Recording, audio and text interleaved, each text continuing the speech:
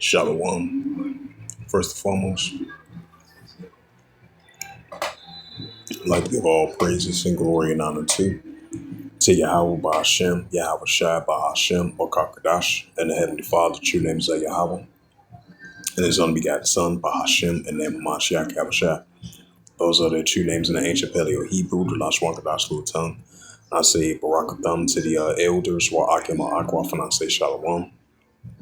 And this is a sit-down lesson of this recent news article as of October the 13th, 2024, and it reads, U.S. troops will deploy to Israel, Pentagon reports.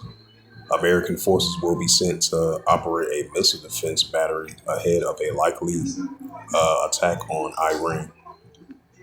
The U.S. has ordered the deployment of a TOB air defense system to Israel, along with a crew of American service members to operate. The Pentagon press secretary Major General Pat Ryder announced on Sunday. Move marks the first deployment of U.S. combat troops on the Israeli soil since the Israel-Hamas war began last year. According to the writer, the THOP battery and associated crew members of the U.S. military personnel will be stationed in Israel to help bolster Israel's air defense following Iran's unprecedented attacks against Israel on April the 13th and again on October 1st. The U.S. President Joe Biden, who the White House previously said has no plans for intention to put U.S. boots on the ground in combat, ordered the deployment, Ryder stated. The THOP, or a thermal high altitude area defense system, is a mobile anti-ballistic missile system designed to detect and intercept ballistic missiles during their descent stage.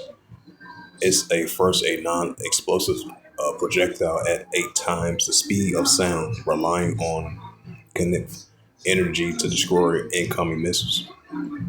The THOP battery consists of 95 soldiers and 6 truck mount launchers capable of firing a total of 48 interceptors.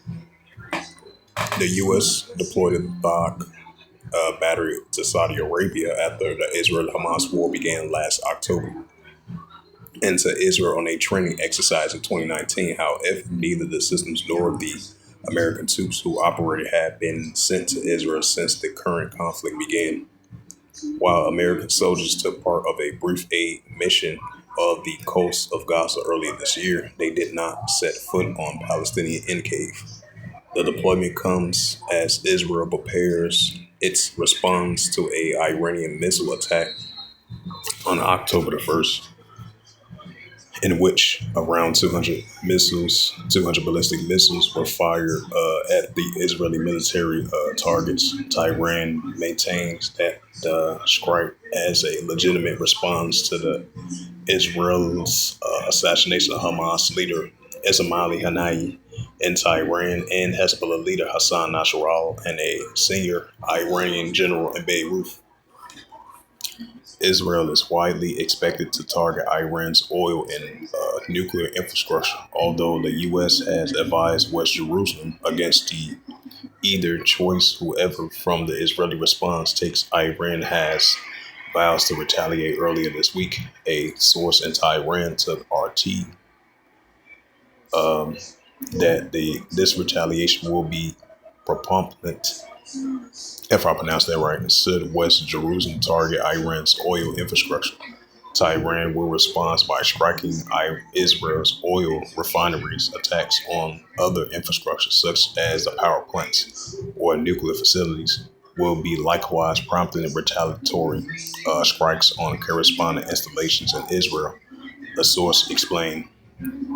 Hours before Ryder announcement, Iranian Foreign Minister Shahid Abbas Amrashki warned that the U.S. is putting the lives of its troops at risk by deploying them to the operate U.S. Missile system in Israel.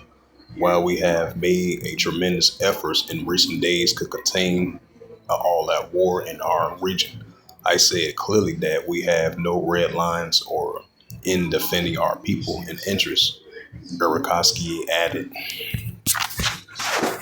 Right. So as we've been seeing, the increasing escalation has been heating up between Iran and the Israel Defense Force, and Iran and Israel been heating up because you got the United States and Israel as allies of the ongoing tensions that they had towards the pro-Iranian groups, Israel Defense Force as well too. Because you had the pro-Iranian groups over there in Iraq and Syria. You had the United States soldiers been stationed over there as well too, which they still stationed over there as well too, because they've been coming under enemy fire, for earlier this year and throughout this year and last year as well too. Of the ongoing escalations of that as well too.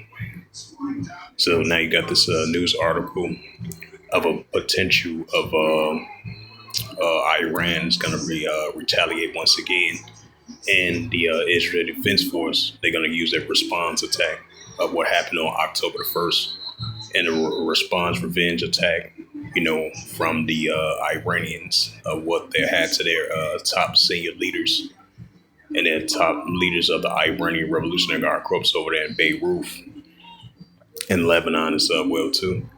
So this is a sign of wars and rumors of wars, nation against nation, kingdom against kingdom, as it's continuing heating up over there in the Valley of Jehoshaphat, which is Western Asia.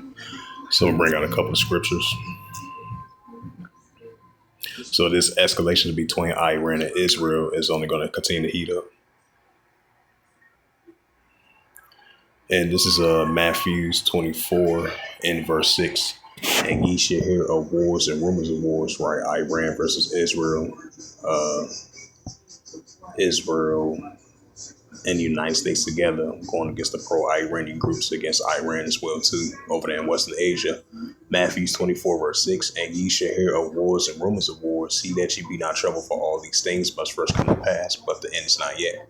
Right? So these wars and rumors of wars, of these nuclear escalations, are heating up between different ethnicity groups, and that's what we're seeing, especially Iran versus Israel. I meant to say, for all these things must come to pass, but the end is not yet. Matthews 24 verse 7. For nation shall rise against nation, right? Iran versus Israel, Israel and the United States together going against Iran and the pro-Iranian groups. For nation shall rise against nation, and kingdom against kingdom. There shall be famines and pestilence. All these, it says, there shall be famines and pestilence and earthquakes in diverse places. And this is of the prophet Joel, chapter 3, verse 9.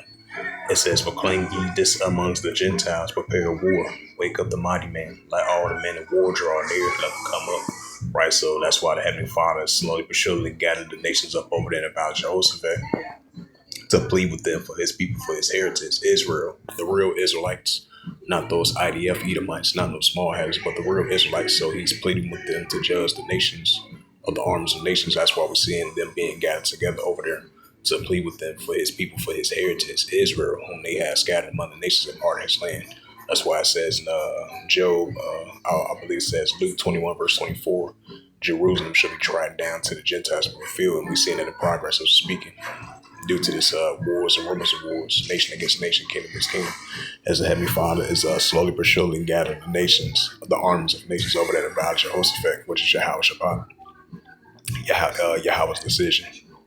Joel chapter 3 verse 10, beat your plowshares and swords and plenty hooks, and it says beat your plowshares and swords and plenty hooks and spears and let the weak say I'm strong. And this is a prime example of let the weak say I'm strong. As you read the further down, it says, while we have, here it goes right here. It says, hours before writer announcement, Iranian Foreign Minister Sheikh Abbas Araski warned that the U.S. is putting the lives of its troops at risk by deploying them to operate the U.S. missiles systems in Israel. While we have made tremendous efforts in recent days to contain an all-out war in our region, I say it clearly that we have no red lines in defending our people and interests, Horoski has said. And that's a let the weak say I'm strong. But you got the pro-Iranian groups, the Iranian Revolutionary Guard Corps, and Iran as well too. They all teaming up together against the United States armies, against Israel as well too. Now we're starting to see let the weak say I'm strong, as we've been seeing, throughout the years. And as of recently, Iran have been building up their new capability.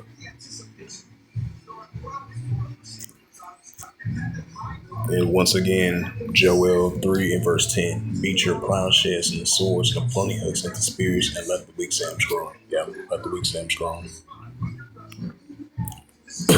Excuse me. And this is Revelations 11 verse 14. The second will pass, behold, the third will come quickly. Right, so Armageddon, Armageddon one. The second war of distress came to pass. Now, the second war of distress came to pass. Now we are in the stage of processing of the third war of distress coming quickly, which is WOE, Great Distress. That's why we're seeing distress of nations with perplexity, siege, versus warring, nation against nation, kingdom against kingdom, wars and rumors of wars. So with that, hopefully this sit down lesson was edifying of this recent news article. As it says, as of October the 13th, 2024, as it's heating up over there in the so-called Middle East, which is Western Asia, as Iran versus Israel, that's continuing to heat up because you got allies of Israel and the United States going against the Israel Defense Force, against Iran as well too. As it says, U.S. troops will deploy to Israel. Pentagon reports American forces will be sent to operate a missile defense battery ahead of a likely Israeli attack on Iran. So with that, once again, hopefully this sit down lesson was edifying. And with that, I'd like to give all praises and glory and honor to Yahweh Ba'ashem, Yahweh Shai Bahashem Makakadash, and the Heavenly Father. True name is Yahweh, and His unbegotten Son Bahashem, in the name of Hamashiach Yahushua. Those are their true names in the ancient Paleo Hebrew, the last one Kadash Slow Tongue. And I say Barakatham to the elders, while Akim Aqua. Until next time, I would say Shalom.